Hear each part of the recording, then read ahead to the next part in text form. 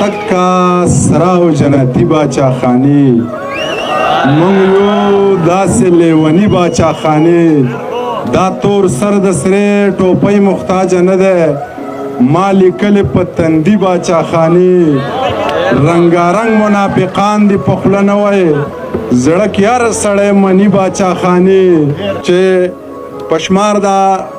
یو څو سړي ژوندي وي نه زړیږي او نه مري باچا خانی بسم الله الرحمن الرحیم مشرانو ته بونیر ته په راتګ هرکلی وایم او دغه ناستو ملګرو ته د دې ډېره زیاته مننه کوم چې د خپلو میلمنو لی دومره قدر ورکو دومره وخت ورکو نو ډېره زیاته مننه م کوم شعرونه به وایم یو څو او بیا به بس کوم مشر به اورو دغه څو شعرونه دی بابک صاحب ته ډالۍ وي چې د اوبو په نرخ د توپ په تول خرڅ شو د بنګ په شنو پاڼو غانټول خرڅ شو زار له بېمانو د ایمانه شمه چې د شرابو په کنډول خرڅ شو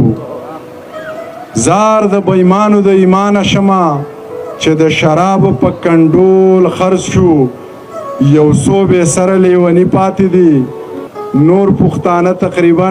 ټول خرڅ شو یو څو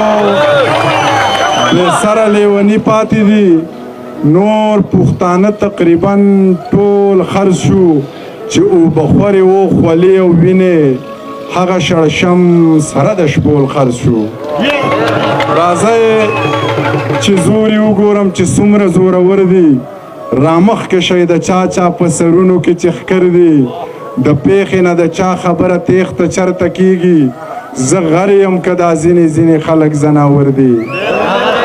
د پیښې نه د چا خبره تیښته چرته کیږي زه غر یم که دا ځینې خلک زناور دي دا ټول خلک په ما منافقت زده کول غواړي دا ټول خلک زما نه په رښتیا ومرور دي نه یې درهم نه یې ډالر رسي نه یې درهم نه یې ډالرې رسي زمونږ اکثر کندې کپرې رسي د غنیمت په دومره ښکلي مال کې د پښتنو نیزې او زغرې رسي منګی که مات شي او که نشي یاره خو خلک وایي اواز یې لرې رسي یو هسې هم د ملا نه یم خوښ بل ورته ماتې مړې خبرې رسي یو هسې هم د ملا نه یم خوښ بل ورته ماتې مړې خبرې رسي دغه زوړ نظم درته وایم او بیا به مشر واورو ستاسو د انتظار به ختم کو چې پوره صدۍ جنګ وشو د تباهۍ جنګ وشو یو وایي ما وګټو بل وایي ما وګټو څوک وایي انګریز وګټو څوک وایي ملا وګټو یو لیونی ناست دی او دغه خبرې اوري ځان سره داسې وایي جنگ څوک ګټلی نشي په جنگ کې ګټه نشته جنگ سراسر تاوان دی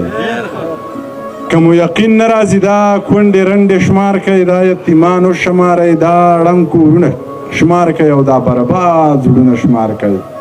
که چېرې دا ګټه وي نو تاسو ګټه وکړه بیشته خو سر وخوړو یو نوی جنگ شروع کوي چې نوره ګټه وکوي زخر به وخورم زړه به وکم